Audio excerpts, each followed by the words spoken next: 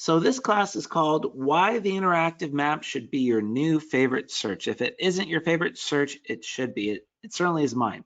But this is one of the search options that you have available to you. And I find it so helpful. There are so many tools. And the reason that this class takes an hour long is just goes to show you how many tools and features they have in this program, in this one search. So what we're going to be doing today is we're going to start off with the preferences. Now the preferences are a way to customize the system to work a little bit more the way that you want. It can auto-populate some data, it can remember certain things, and it just makes your life a little bit easier. But again, anything helps at this point, right? So preferences, that's where we're going to start. Then we're going to move on to the standard search. I know this is an interactive map search. Why are we talking about the standard search? Well, the standard search typically is the go-to search. It is a fantastic search, but what you can do is you can run a search, you can pull your search results, and then from there you can see what those results look like in the interactive map, where they are in relation to each other, things like that. However, you do get more features, and I do think the functionality of it is just by starting in the interactive map. So from the search results, we're going to show you what it actually looks like in the interactive map versus just pulling the results into the map. And then we're going to look at some of the additional map tools that you have within the interactive map. So it's all about the interactive map today. So what I'm going to do next is I'm going to go ahead and pull up my web browser. So what I've done is I've gone to prospector.metrolist.net. I've typed in my ID and my password, and here I am. This is your Metrolist dashboard. Now the interactive map is found within Prospector Plus. That's this icon right here. It says Prospector Plus. It's in your MLS Essentials section. Now, whenever you click on any one of these links or buttons, it's going to take you into a new tab right over here. So let's do that. We're going to click Prospector Plus MLS. That's going to load up for us. There it goes. And we're in. So this is our Prospector Plus homepage. So our first item on our to-do list today is the preferences. So we can access our preferences right up here underneath the admin menu. It's in between products and help admin. And it's that first option right there that says your preferences. Let's go ahead and select that.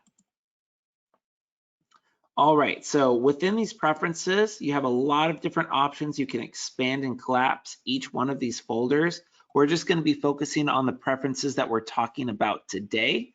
So with that being said, we're searching within the interactive map. So let's talk about these searching defaults right here. Now, when it comes to any one of our searches, when we run the search, it's going to pull up our list of results. That's the standard, the quick. In fact, you have a full list of it right here. The quick, the standard, the custom, the radius, the address, the listing number, and the APN. These searches, when you run the search, it'll pull up your list of results in your preferred results display format. Mine happens to be the one-line grid because it's the one that you can customize. The default option, I believe, is the condensed view. They all work perfectly fine. It's just what do you prefer? And that's kind of goes back to the name preferences, right? So that is something that we will be seeing. We're not going to dive too much into that. Moving down the list, I'm just going to point out some of the ones that might be important to you. Sorting options. Right now I have mine set to sort by on market, then status, then price. Again, this is just my preference. When I run a search for results, I want it to organize in that method. So that's what I have it selected to. Preferred search counties, I strongly suggest you do not use this. And here's the reason why. This is great if you're a Sacramento agent and you only work in Sacramento County and you have no intention of ever expanding to any of the other counties. I don't see a lot of agents that ever see that in their future though. The idea behind this is that I can put in a county right here, let's say Sacramento County. And when I go to run my search, it will only pull up results that are in Sacramento County. So I could be searching in Elk Grove, Roseville, what have you, and it would just pull up the results that are in Sacramento County. But what if I decide to expand my farm area? What if I want to search in West Sacramento? Well, West Sacramento technically is in Yolo County. So if I was to run a search for properties in West Sacramento, I wouldn't find any results because there are no results that are in the city of West Sacramento that are also in the county of Sacramento. So again, I find that it does more harm than good to put in a county right here, because what you'll find when you run searches is that less is more. You put in less criteria, you're going to get more results. You put in more criteria, you're going to get fewer results. However, they're going to be more accurate to what you're looking for. So whenever you're running your searches, you don't have to put the counties, but it will help refine your search to get a smaller list if that's what you're going for. Property types. I run my searches. When I run my searches, 99% of the time, they're residential searches. That's what I do most of the time. If you like to do land searches, you have land as an option over there. I don't suggest you select more than one.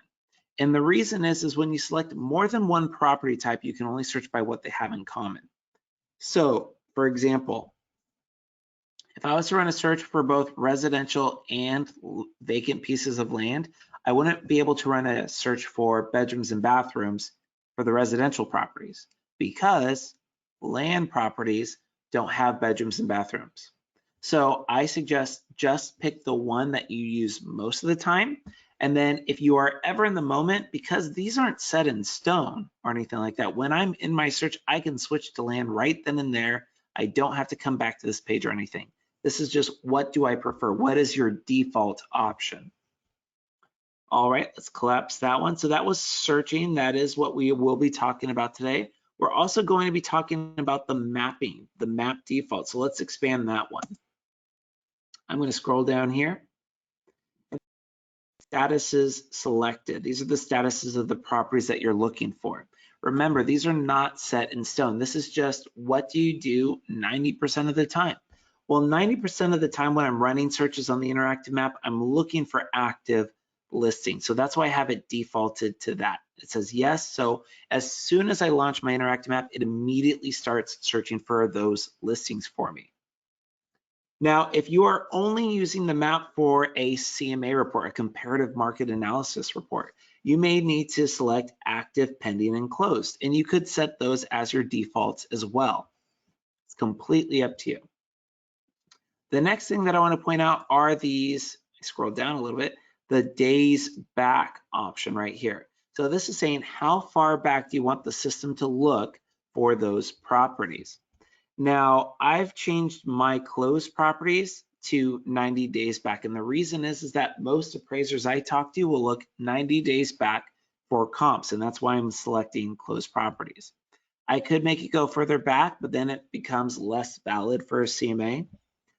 If I'm in an area where there's a lot of market activity, maybe Elk Grove is my farm area, I could probably go back 2 weeks and find reasonable comps in that area. But what this does, again, is that it doesn't set it in stone. So if I was in Elk Grove and I did change that to 2 weeks back, and then along comes a client that's out in Pioneer and there's less transaction history or activity out there, I could, in the interactive map right then and there, change the days back if I need to. I do not need to come back to this page. All right, and I did just get a little hand up. If you do have a question, just go ahead and type that right into the question box and I'd be happy to answer those questions for you. All right, and while that question is being typed in, I'm going to point out the last thing underneath the preferences that I really love, and that's this little option right here that says show hide pins, hide results on map by default. So what this does is that if you've ever launched the interactive map, you might see that it's blown up with pins and bubbles and circles and you can't really see what's going on. What this does is it temporarily hides those results so that you can pan around, add the search criteria, and when you are ready to show those results, you click the show results button. It's just a workflow preference that I have, and that's why I like to do that. All right, here's that question. It says, why do you have contingent show yes? All right, so when I run my search for properties, it's going to pull up all of the active listings as well as the contingent show listings. I could have the contingent no show ones, but I believe the default was this way to have these first two. And I believe the reason is that these are the ones that you are going to be able to show your clients, and that's why it was set up as the default. Really, there's no right or wrong answer when it comes to these preferences. It's just, what do you prefer? What do you want to use the system? And I could tell you that this is either A, the best way to use it, or B, the worst way to use it. I can't really tell you that actually, because I'm not a real estate agent. I just play one in real life. But what I can tell you is that if you do want to do something, I can use these tools to help you do that. And that's kind of what my goal is at the end of the day. But that's a great question. All right. So once I've updated those preferences, I have them all ready the way that I want to go. Here's that save button with that little floppy disk, because everyone still uses floppy disks. I'm going to click on that. It's going to say that those changes have saved successfully. Fantastic. All right, let's go ahead and move on to the next thing that we want to talk about, which was running a standard search and pulling up those search results. So what we're going to do is we're going to come right up here to where it says searches, and we're going to come right down here where it says interactive map and standard search. So these are the two searches we're focusing on today. So number one is the standard search. Let's click on that. And like I said, this is the go-to search that most agents use on a regular basis. There's nothing wrong with it. It's a search that I use all the time. It just really depends on what you want to do. In fact, all of these searches really just depend on what it is that you want to do. Finding a standard search is just a great go-to search because it has a lot of search criteria to really focus in and find the properties you're looking for. So as we mentioned in our preferences, I have my property type. It's pre-selected for me because I saved that in my preferences. If I select more than one property type like residential and land right there, if I scroll down, you'll notice that there's no bedrooms or bathroom options. It's just, what do those different property types have in common? If I deselect that one, you can see that bedrooms and bathrooms reappear again. And like I said, it's not set in stone. I don't have to go back to my preferences. If I want to run a land search, I just run a land search. That's that easy. Additionally, with the property types, you can see that you have the additional criteria. This is the really refined searching criteria to really hone in on specific attributes of a property that you're looking for. And the reason that you can only select it while you have one property type selected is, again, it really depends on the property type. Each one of these property types have different sets of additional criteria. So if I'm looking at residential, I have additional criteria, that tab right there. I can click on it and you can see that it's in alphabetical order, but there are two separate lists in here. There's the alphabetical order at the top of the list where it's the most commonly used items. So association down to right here.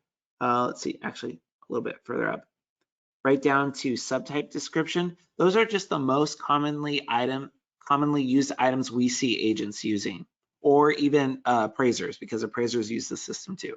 This is the most commonly used list of items that we see our subscribers use in MetroList. Now the list starts over, it's still in alphabetical order, it's just fewer, this is just less popular items to use, just less frequently used. You'll hear me repeat myself a lot because I'll think of a better word to use. All right, so for example, if you have a client that's really concerned about air conditioning, you can actually search by air conditioning by clicking cooling right here. And you can see that they have all of these different air conditioning items as an option.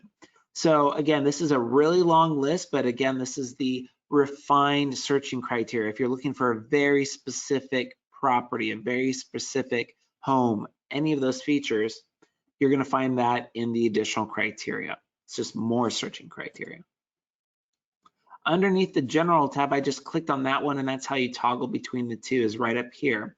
We can go through some of the basic criteria, otherwise known as the general criteria, right? So let's go ahead and let's run an example. So we have the property type residential. Let's stick to a single family home right there. We have our statuses. Active is what I have set right there. Moving down the list, we have things like special listing conditions. I do want to point these out because they are important. The special listing conditions, these are the conditions of the property that you're going to have to deal with when it comes to purchasing or listing a property. We're talking about your short sales, your notices of defaults, your probate listings, all of those things. If you want to target a short sale property right there, I can click short sale underneath the include column, and that means I'll only find short sale properties. If I want to avoid a short sale property because there's nothing short about a short sale property, I can hit exclude, and then I will get everything except short sale properties. If I just want a good old-fashioned resale property, do I have to come through here and click exclude on all of these? Absolutely not. You can clear that off right there. All you need to do is underneath the include column, we just scroll down here to where it says none. I select none right there, and then I click OK, and that's just going to populate right there for me, showing me that I'm only going to pull properties with no special listing condition. The next thing on the list is the area and districts. So these are the areas that we cover. The MLS committee, they are agents and brokers that are shifted around, and every once in a while we'll get a new one. I'm not going to go into too much detail about that, but the MLS committee has determined certain areas what that consist of consistent type homes. They tend to match the zip code, so the neighborhoods tend to be very similar. So it's a way to refine your search criteria by a location, but not a location that's as big as a whole city or a whole county. So that's kind of the idea of what an area is. Is there any particular area that anyone would like to search in today? We can go all the way up to Grass Valley, down to somewhere in Stanislaus like Modesto. We can go up to Davis, Jackson, Lodi, great option. Lodi, fantastic. So within the area and districts, there's a few ways to add the search criteria. I can go ahead and type in the name, Lodi. And right there you can see that there's Lodi. I could also type in the code if you have the code memorized. I do not have all the codes memorized, but I can also select that, and you'll see it just automatically changes it to that code. Well, what if you type in an area like Lodi, but for some reason you don't see it on the list? Well, you can actually look it up by county. Right here's a little lookup icon. It's a little paper with a magnifying glass. You click on that. You scroll down the list. Now Lodi happens to be in the San Joaquin County right there. And I could scroll through the list until I find it. Up there's Lodi right there. I can add multiple areas. For example, I could go through and I can add Tracy. I can add Manteca, all of the Mantecas. I can go through into a different county. Maybe I want to go to Stanislaus County. I'll just scroll down. And maybe I want to also add Modesto. I can add all of these Modestos as well. So you can really pick and match and choose what it is that you want. I'm going to go ahead and get rid of all of those. And let's just stick to Lodi. Let's go all the way down. There it is. I'll click OK. Now I have this very minimum search criteria in my system right now. Let's go ahead and run a preview count. We found 23 listings. There are 23 listings in our whole MLS that match this search criteria. Active listings with no special listing conditions that are in the Lodi area. Now, what I really love about this preview count option is that it's a really good it would be nice tool. Let's say I have a client who wants a property with 3 bedrooms, 2 bathrooms. Pretty simple. I run the search. There are hundreds of listings that match that criteria. Fantastic. Well, it's not a deal breaker, but it would be nice to have an extra bedroom for an office. So I can hit the preview count, see that there's hundreds of listings, come into the bedrooms, add the bedrooms, run my preview count, knocks it down to 100. It's not a deal breaker, but it would be really great to have a pool. So I go into my additional criteria, add the pool, run my preview count. Now I'm down to 50. It's just a way to whittle down the numbers without going back and forth and back and forth. It's a huge time saver. So I really do love the preview count option. Now 23 is a decent enough list for us. I can either click view results or search. It's going to take you to the same place. So let's click search today. All right, so here I am in my list of results. Like I said before, I'm in the one line grid, so that's why mine might look a little bit different from yours. But here we are, we have all of those listings in Lodi. So this is fantastic. I have a lot of features here, but what if I want to see where these properties are on a map? Well, there's a few different ways I can do this. I can scroll all the way to the far right-hand side until I see this little globe icon right there. I can click on that, and that's going to take me to the map, and that's going to show me where this one property is. And that's about it. This is just so that you can see where this property is on a map. Let's go back. I'm going to click this back button right here underneath the home button, back. Now, what if I want to see where a few properties are in relation to each other? Well, I can actually select 1, 2, and 3, and then I can come up here to where it says map, and I can click map here. So I'll click map, and now I can see where all 3 of those properties are. And I just use the scroll wheel on my mouse to zoom out, but you can also use the plus or minus icons in the bottom right-hand corner of your screen. But here are all 3 of those properties in relation to each other. Now, one thing that you're going to notice is that what if I wanted to, let's say, add that extra bedroom or add that pool? How can I do that? Well, I can't do this in this view because what we did is we ran our search, so we can't revise it in the map view. We would have to revise it in the standard search view, and that's kind of a headache. We're going to get to that a little bit more. Let's go back. Now, what if I want to see where all 23 results are? On the far right-hand side where it says display, there is the map view for all listings right there. I can select that. And again, it shows me where all of the listings are in relation to each other. It keeps the selected ones from the previous page selected, which I like. But again, there's no search criteria options. I can't draw and focus in maybe on this area if I wanted to. That's only something that you can do in the interactive map. We're just looking at the map view of the standard search results. Right here it says revise criteria. Could I revise the criteria like focusing in on this area? No, because when I click revise criteria, again, it takes me back to the standard search. So that's the big difference between running a standard search and pulling the results into the map. But now I actually want to show you what does it look like when you start in the interactive map? How does it change? How is it different? How is it similar? Let's go ahead and come right up here to our searches, and we're going to come right down here to the interactive map. This is where we're going to start next. All right, so here I am in the interactive map, and you may notice that yours might look a little bit different from mine. For number one, the property results aren't populating, and the reason is because it says show results right here.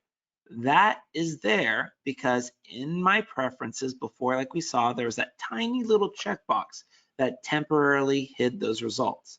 If I had not selected that checkbox, this is what my screen would look like. I would still have those pins there, and this would instead say show hide. Now, you may also be wondering, well, mine is in the pocket area. Yours might be in the Sacramento area because that's the default. Let's just zoom out. And again, just to reiterate why I like to hide the results before coming here, I can't really see what's going on. It's kind of messy. So I'm just going to hide those temporarily again. All right, so let's say you're an agent based down in the Lodi area and you have to do this move. Remember this one? You left click and drag all the way down to Lodi. And that could get a little annoying, right? Especially if you have to do it every single time you launch the interactive map. Well, you can just zoom in right here to Lodi, where it says Lodi, and right here where it says More, there's an option that says Set Default Map. And if I select that, it's going to give you a little blurb here that says that the current map view has been saved as your default. Awesome. Every time I come into the interactive map, it's going to remember where I left off, and this is going to be how it launches. So let's do that again. Interactive map. I'm right back in Lodi. So that's how you can set that default map so you're not moving the map around all the time. Great tip. All right, so the next thing that I want to tell you about is this little search bar right up here. It's a little Google search bar. So if I click on this right here, it says I can use my current location. If you had a little pop-up on the top of your screen that says Google wants to know, or I believe it says prospector.metros.net wants to know your location. That's so you can use this little feature right here, use current location. So I can click on this and it's going to jump to my GPS location right here and it says, hey, this is where Anthony is in Metrolist Services, the main office right there. So that's what that little, that's also this little icon right here that does the same thing. I can click on that and that just jumps me right there. That's really great if you have your computer and you're at an open house and somebody wants to pull up some properties nearby. You can just do that locate me option right there. But if I click on this and I start typing, let's say something like Dallas, let's do Dallas, and you're gonna see Dallas, Texas, Dallas, Oregon, Dallas, Georgia. We do not cover these areas. So if I was to click on this option, it will take me there, but because we don't cover this area, because this is just using Google Maps, it's just showing me the map display. It's not gonna show me any listings or anything like that. So keep that in mind that you can search anywhere on the planet. It's just not gonna show you any listing data unless it's within our coverage area. All right, let's go back to Lodi, California. Here we are in Lodi. Fantastic. In fact, I'm going to remove that marker. There we go. All right, so I showed you that those are just kind of the basics of how to navigate around on the interactive map. Of course, you have a map view, you have a satellite view that you can use. Those are great too, if that's what you prefer. But let's talk about actually narrowing down the results for our properties. And again, one more thing that I want to point out. Because we started in the interactive map, we haven't refined the search criteria to Lodi. We just happen to be in the Lodi area. So if I zoom out a little further, you can see now I'm pulling in properties down in the Stockton area down here. I have some more properties over here in the Comanche area. So you have a lot of options. I haven't restricted the search to any search criteria, just what is on the map? What is this map currently looking at? And that's 316 properties. As I zoom in, that drops down to 64. Zoom in again. Now we're down to 46. So let's go ahead and let's do that. Let's restrict our search and actually pull up some of the properties that we want to look for. So what I can do is right here under search criteria, I can click on that and you can see that I have this nice list of search criteria that pops out. If this is the first time you use the interactive map, it may prompt you to set a default property type. Mine is set to residential right here. Again, this is not the same thing that we saw before under the preferences. This is only in the interactive map. But again, I do use the residential property search the most, so that's why I have it selected. But I can just as easily click land if I want to or anything like that. All right. So we're sticking with property type. I also have a property subtype just like before. Let's stick to the single family residence right there. Perfect. And as I come through this list, I see all of that search criteria. Now, one thing that you may have noticed is that my criteria, my search options here might look a little different from yours. That's because you can add search criteria. So I've added areas and districts because what I can do is, again, I can type in Lodi, California. Oops, not Lodi, California. The MLS area's name is Lodi, Woodbridge, Sunnyside Village. I can click on that one. And then you can see that this cursor is blinking. Sometimes it lingers there. You can either hit the enter button on your keyboard or you can just collapse this and that'll kind of give it a nudge to enter and run that search. So now we're just seeing properties, no matter how far I zoom out, just properties in Lodi. So we've restricted it to that area. So how did I add areas and districts? Well, right up here it says fields, right there. So I can click on fields and you have all of these fields. It's broken up into two tabs right up here at the top. You have the ones that are available still. And then you also have the selected fields right here. So here's my selected ones. And let me just check something. There's pool, perfect. All right. I don't see HOA. Okay, that's going to be my example then. So let's say I have a client and they do not want to live in an HOA property, or maybe they do. vice versa. They have their pros and cons, right?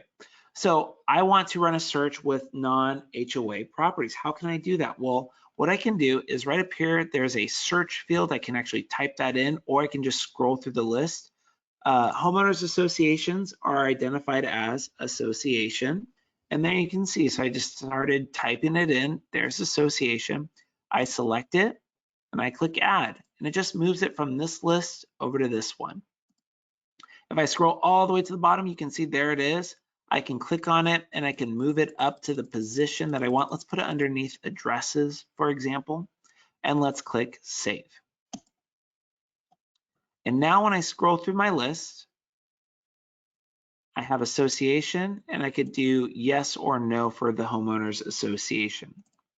Now, I don't have to do that every single time. It will remember this and it will save it just like this. So the next time I come in, association will be there. So that's how you can add search criteria to refine the properties that you're looking for. Now, this is great. I can see where the properties are, but I don't really have any details about the properties. How can I get some information? Well, let's take a look at this one right here. This one looks nice, right? Nice little commission there. All right, so this is going to show me a photo of the property. It's also going to show me the street address. If I click on it, directions, I can add this property to a cart. I could set up some routing to this property. If this was my listing, I could revise it right from here, and I can also share this property as well. If I click on the photo, I can actually get more property details right here on the right-hand side. Again, I can, let's see, I can get directions right here or here, add to a cart here or here, revise it here, or get directions right here or there. I don't know if I mentioned that twice, but I may have. All right. So let's talk about some of these options right here. The street view, directions, cart, adding to a cart. What is a cart? Well, when you add a property to a cart, you're saving this individual listing. You're saving it somewhere in your Prospector Plus system so that you can revisit it later. So let's say I wanted to save this one. I like it. I'm going to call the agent later. I'm going to go ahead and click that add to option, and I can add it to an existing cart, a new cart, or an auto prospecting cart. If you have auto prospecting set up, this is a great way to just throw one property in to make sure that they might see that property because you think your client might like that area.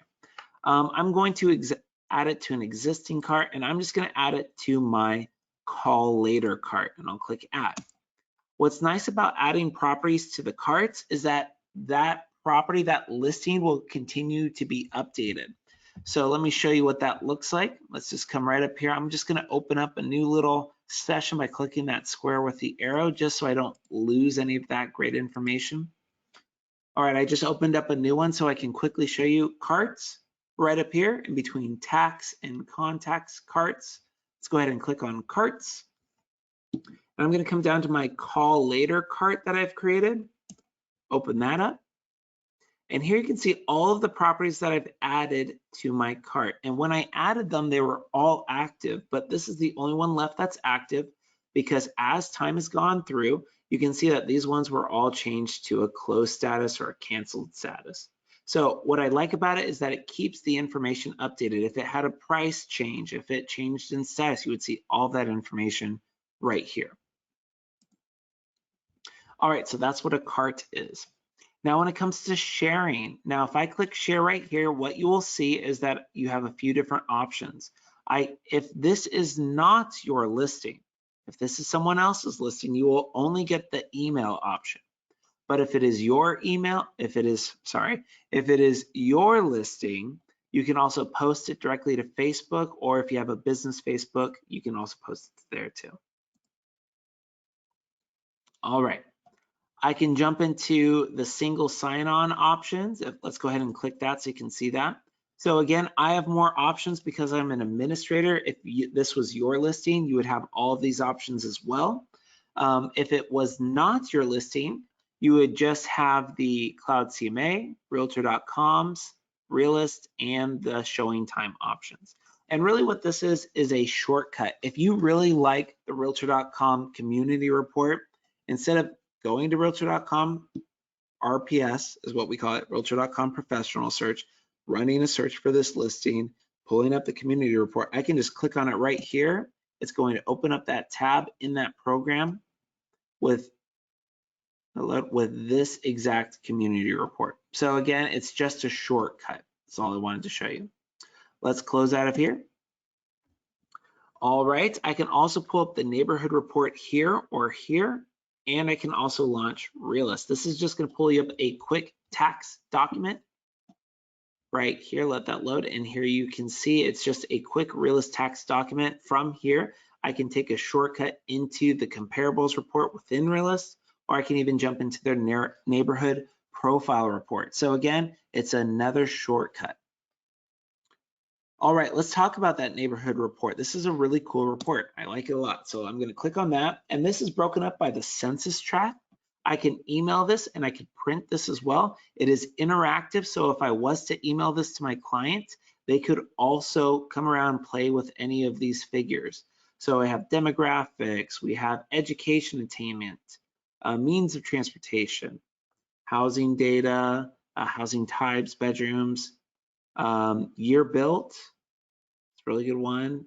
Average rent prices, I really like this one for your investors. What's the average rent price for this zip code? Moving down the list, you have the schools, and I like this right here in black and white. The schools listed may not necessarily be the schools available for the listing, and that's really great because it's, again, another disclaimer. There is never a guarantee that if your clients buy this home, that their kids would be going to this school. But you definitely want to reiterate that, but it's nice to have it right there in black and white. You can also see all of those school ratings right there. We're going to come back to the schools. I just want to make sure that I don't miss anything. And it's branded to you right there at the bottom of the page. So if you email this or if you print this, it's going to have your branding on it. Let's go back up right here. So if I email this to my client can actually click on Vinewood Elementary. They can select that and look at this. So now they have the contact information for the school so they can see if they are enrolling any new students. They also have the proficiency exam scores right here. They have the test scores. You can break them up by year right there. And then they have some key metrics about the schools as well. They also have the nearest 6 schools as well as the top rated schools in that city. So that's just a lot of great information to give to your clients and really show them that you're the neighborhood expert. I'm going to go ahead and go back. I'm going to go back one more time to take me back to my interactive map. So I have all the photos here. If I click on the photo, it gives me a bigger view. If I click on it again, there's a little gallery view that I can quickly jump to different sections, different pictures. I can also get a full screen view right up here with a little slideshow. You can hit play and just let it roll. Moving down the list, we have the public remarks, the agent remarks, the listing summary, agent office information right there, property features. I'm going to scroll through this really quickly. I'm hoping I'm not making anyone dizzy. Moving down the list, boom, boom, boom, boom, boom, all the way to the bottom. We have the property history. And then also we can see where this property is on Google Maps, which I think is kind of silly because this is Google Maps. And then you also have a mortgage calculator down here at the bottom. Let's close out of this. Let's close out of that. Now let's talk about something else. Let's talk about these drawing tools. And there's a great area that I like to show, and that's up in the pocket area. So let's just go back up to Sacramento, California. Here we go. Move that. And let's zoom back into that pocket area. So this is the pocket area, very desirable area in Sacramento. And it's very unique. So let's say I have a client that wants to live in the pocket area. Well, what I can do is I can come right up here to my search criteria, and let's remove that Lodi area. Let's go ahead and write in the area code 10831 because that's the one that I do have memorized. It's this one right here. It says Sacto Southland Park, Greenhaven. So this is the pocket area. Let's zoom out a little bit. There we go. Now, the thing about this area is that it's more desirable on the western portion of I-5. And I'm sure you've seen that with a bunch of different areas in your farm areas, that there's desirable little pocket areas. Is I can actually narrow it down just to this area by clicking the draw button. This is something that you don't have when you ran it in a standard search and then went to the map. You don't see that. You need to start in the interactive map to get that drawing feature right there. So I'll click draw, and I have these 4 separate tools. I have a radius, freeform pencil, and the polygon. Now, if you're using a computer with a little touchpad, you don't have that external mouse, I think this is the best option, because what I can do is I can click on that, and everywhere I click, I'm just going to follow along the Sacramento River there. Everywhere I click around, it creates a little bend in the shape. And I can come back up here. Oops, I accidentally tripped while I was drawing and I went a little bit out of the range. And then I come back here and then I finish the shape by clicking on that little white square. So I do that. That's called, they call them handles. So I made that mistake earlier. Well, how can I fix this? Well, now that I've drawn my shape, there's now an edit option. So I can click edit. And there's the polygon that I clicked on, I drew. I can click on the shape or the little white box. I'm going to click on the shape. And now when you click on the shape, you can see all of those little points that I clicked on. I can now bring that right in there. And now it's still sticking to the western portion of I-5. Excellent. All right, well, let's take this a step further. We got this noisy airport over here. So let's say your client wants to be at least 2 miles away from the airport. Well, what we're going to do is we're going to draw another shape. Let's go ahead and click draw right there. Let's do a radius search right there. And I'm just going to left click and drag that out. I'm going to drag it out about 2 miles. Now the number in the center of the circle is the radius, that's the square mileage. And the number on the right hand side is the radius. So everything on the outside of this circle is 2 miles away from where I started dragging that circle out. Fantastic. So what's happened is I've drawn that shape and these properties started coming back in because they fall within the shape. But that's not what we want. We want to remove them. So what we're going to do is we're going to come right here into edit. And there's my circle. I'm going to hit exclude. And that's going to push all of those properties that were inside of the circle out of my list of results. Now, this is going to be a great option when it comes to things like airports, freeways, undesirable neighborhoods. It's just a great way to limit the list because from here, I could then select these properties and I could email them, print reports. I could even jump into the one-line grid by clicking displays, one-line grid right there. Now let's talk some more about these shapes. I'm gonna go ahead and edit that radius one more time. Hit include there. Now let's zoom out a little bit more. And another reason I really like this drawing tool is that I've talked to agents and what they've told me is that they like little neighborhoods. Their clients like these little pocket areas. They don't want the whole city of Sacramento or the whole zip code of the pocket area. They just want these little niche areas. So maybe they like this area up in Land Park. So well, I can come here and I can draw a shape right here. And the pencil, that one's just left click and drag. So I'm just gonna just draw right around here in this Land Park area. Fantastic. And you know, maybe they also like this area over here in the flooring area. Again, left click, drag, bring that down right there. And you know, it's kind of interesting to look at this and say, wow, there's really no properties here in the flooring or the Land Park area. Well, that's not necessarily true. Remember, we started off by typing in the MLS area, the 10831 area. So if I come over here and click on my search criteria, what you're going to notice is that it shows all of the search criteria areas, and it's restricting it to just this area. So it's searching for properties that are in the pocket area and within the shapes and single family residencies, so on and so forth. So how do we fix this? Well, what we're going to do is we're just going to scroll all the way down to where it has that area, and we're just going to delete that information. I'll delete it, hit enter, and now you can see all of those properties have populated right in there. And I just wanted to point that out. That's a common mistake that I see. I make that mistake sometimes, and I just wanted to point that out to you. So let's go ahead and let's do something new. Let's go ahead and edit, let's go ahead and get a new interactive map. Those are the drawing. Oh, I'm sorry. Before I get a new interactive map, I want to point out that you don't have to draw these shapes every single time. You can come right up here and save it as a new search. You give it a name. Let's just say is Sacramento. And I'm going to put today's date just so it's easy to find, 2/1. There it is. And I can come right down here and click save. And now it's a save search. So today I have 40 properties right here. Tomorrow I can come in and there might be 35 because 5 of those properties went to a pending status. And the next day it could be up to 45 because there's 10 more listings that became active. It's not saving these individual 40 listings, it's saving the search criteria. How do we rerun a saved search? That's right here under searches, saved searches, and then you'll see a little pop-up comes up. We're going to look for Sacramento 2/1. Scroll through my list. There it is. So I would just click on that and that would rerun the search, pulling me the most up-to-date information.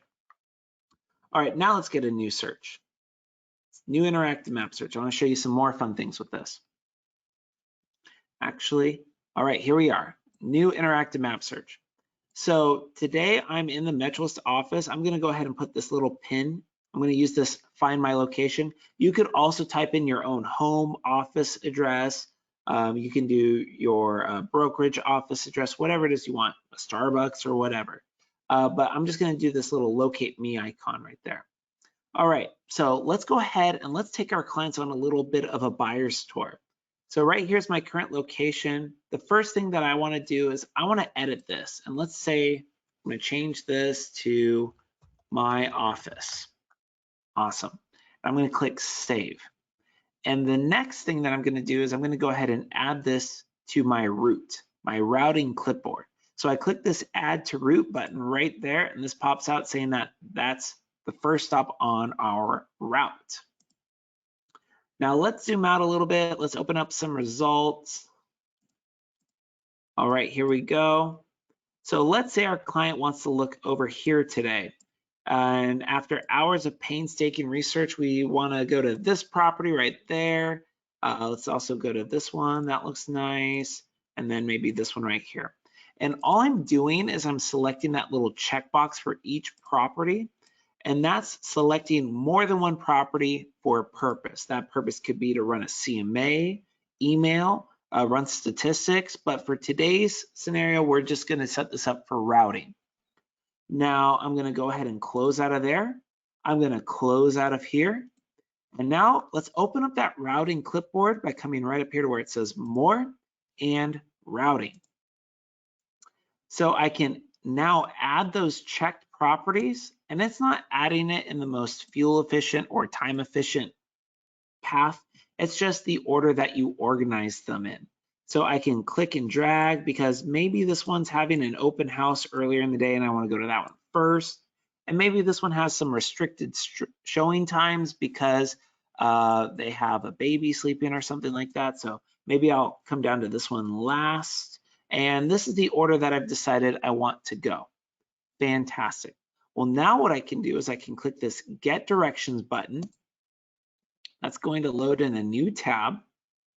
And here you can see that I have the directions from my starting point all the way to all of those different properties. And I can drag and reorganize those as well. I can also send these directions to my phone. If you have a Google account on your phone, you can send it and use your Google Maps on your phone to navigate to all of these homes. If you don't have an account or you don't want an account, you can also click options. I'm sorry, not options, details right there. And you can also share them and print them. I'm going to close out of this tab here. And there's one more way to use this routing information. We can come right up here to where it says map report. After you've added those properties to your routing, you come right up here to map report. And now you can have this printable one where I can add the routing. Let's go ahead and zoom in a little bit so we can see that map very nicely. Let's see, can I fit it all in? Well, that'll work. All right, so I'm scrolling down and I can see all the listings my starting point, my office right there, and the directions from A to B to C to D and then to E. And I could print this report. You can't email it, but you could print it to a PDF and then email it. That's what you can do. We're going to circle back to this in one more second. I'm going to go ahead and close this out. And let's go ahead and let's hide these results real quick. All right. Now, the last thing that I want to show you on the interactive map is probably one of the coolest things, which is the layers. And these layers are is information that is applied to the map display. So for example, let's just scroll really close here into the parcels. And right there, I can click parcels. And if you ever see the symbol, the circle with the arrows on the outside, it just means that you're zoomed out so far that it needs you to zoom in. You can click on it and it will zoom you to the appropriate level. But what this does is this adds information for you to see about the area very quickly, very easily. The parcels one is probably one of the most popular because if I click on a parcel like this one right here, it shows me the site address and the mailing address and the owner. I can also get tax information right from here.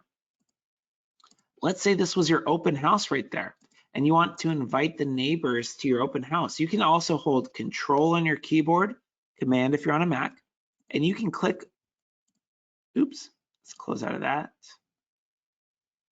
And let's close out there. Let's hit Control, click. Sometimes if it's so close to it, it picks it up. And what I can do is I can add all of these parcels. And on the left-hand side, you notice that you have that clipboard appeared again. Right there, it says Print Labels. I can click that button and that will organize the address labels in Avery 5160. It's the most commonly used label type that we have. Avery 5160, you can find any Staples, Office Max, Walmart, Target, what have you. Throw that in your printer, hit the print button, and then you're good to go. You can peel those off and throw them on a flyer really quickly, mail those out. So again, just another free quick tip that you can use. All right, let's go ahead. And if you ever notice that your clipboard disappeared like this one did, that's right up here where it says checked 4 out of 6. I'm going to go to my parcels right there, and that's where they are again. Let's remove that marker. Let's take a look at some of these other layers, and you have so many different layers to play with, like county recorded sales, foreclosures. Let's see if we see any. I'll zoom out way far so we can see any. Here's one right down here in Natomas, and I can see the notice of default, the trustor, the beneficiary, the trustee. I can even see the delinquent amount right down there. You also have upcoming auctions. You remember when we searched by the MLS areas before? Well, if you're unfamiliar with an area, you can actually select the MLS areas and you can see how they're broken up. That's a nice map display to actually see that area. It's really helpful if you're not familiar with a particular region. You have model data. This one's going to really make you zoom in for this one. This is kind of like a Zillow Zestimate where I can click and they use this automated valuation model to give you an idea of what a property would be worth. Definitely not something to replace a CMA report. It says an estimated value of 576, but look at the range, somewhere between 538 and 621. Not many agents use this, but it's usually used for maybe a rough estimate of an area that you're not familiar with whatsoever. You also have the schools, so I can pull up the private and the public elementary, middle, and high schools. So let's do this one, for example. We got Witter Rich Elementary School. If I click on the school, again, you can see the school information. You can also get a shortcut into that school report. All right, now the reason I wanted to pull this up is that with the layers selected, with all these layers selected, what's really cool is that you can actually add these layers to your map report. Just want to show you that real quickly. So we still have all of that information in the map report. I'll come right up here to the top right corner, click map report right there, and you can see, let's go ahead and add that all in, zoom back in. Now remember, there is never a guarantee that your clients will your client's children will be going to that school, but could you imagine if they were already going to that school and they bought this house? Look how close of a commute that is. That is awesome. And that's just great information to share with your clients of how close that is. You could add things like your client's work address and use that for the routing. You could add in different layers. Like, let's go ahead and show you layers like, pull some open, like the hazards, any flood data, fault lines, fire hazards, things like that. You have public transportation. Now, depending on which area you're in, right, as you can see here in Sacramento, I'm in Sacramento, depending on the area you're in, you might have fewer or more layers. For example, Modesto doesn't have any light rail stops or any streetcar stops. So you may not see all the same ones that you're seeing today. Last one, I mean, there's a bunch of layers. Please go and play with those. They're fantastic. But the last one that I want to show you is a very popular one, and that is the subdivisions one. So I can click on this and zooms me in. So something about the subdivisions is that subdivisions are not required information when listing a property. So if I had a client that was looking for this subdivision right here, this one, it's coded as P190011, Natomas Central. That might not be what people call it. People might call it Swanson's Hawk Park or Sundance Lake as the neighborhood. But if I'm looking for a property in this subdivision, because it's not required, it can be very difficult to find a property in that area. Here's something that's really cool. What I can do, let's close out of that, is I can click on that layer, and I can include this in my search. And what it does is it takes that layer, that boundary, and it draws a custom shape just for that. Let's close out of that, close out of this, and now I can show those results. All of those results are within that boundary. And I could save this as a saved search. So if there weren't any properties within this, I could save it as a saved search and set it up for auto prospecting. So when I did find a new property that matched my search criteria within this area, I'd be the first one to know about it. Well, anyone else also searching in that area, that is. But it's a lot easier than coming in every single day and drawing that shape every single time. I gotta say, that's, I think, a relatively new feature, and it's a really cool one also. All right, well, I don't want to scare anyone. I've been using this program for a long time, so I obviously know it really well in and out. You don't have to know this like the back of your hand after you leave this webinar today. You will get that recording, and then you can rewatch it, play with it. That's my best piece of advice, is to go in, play with this. It is a fantastic tool. It's a big tool, but it's a fantastic tool, and it could really change your business. If you don't get that recording for whatever reason, go ahead and give that training department, my department, give us a call, give us an email. We're happy to send that right out to you. That is not a problem at all. If you are in front of a client and we're not answering your phone call this number minus the extension. That's going to take you to the main Metroless phone number. From there, you can talk to tech support. They are available Monday through Friday from 7:30 in the morning till 6 in the evening, and Saturdays and Sundays from 9 in the morning till 3 in the afternoon, and they're well versed on this program, more so than I am. But make sure to give them a call if you have any questions, and you can't wait for us. I want to thank you for hanging out with me, learning a little bit more about the system, but I will stay on the line in case there's any questions. If not, thank you so much. Please have a great evening, and I hope to talk to you all real soon.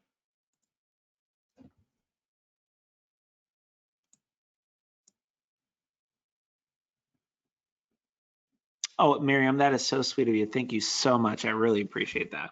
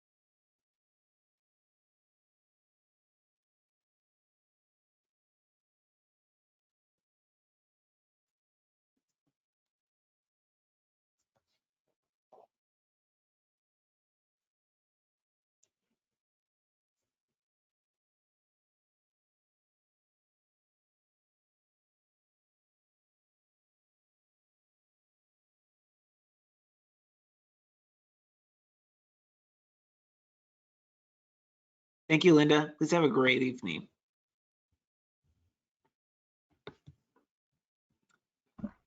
All right, well, I'm not seeing any questions coming through, so I'm going to go ahead and end this webinar so the follow-up emails can be sent out. But thank you again. Please have a great night, and I hope to talk to you all real soon.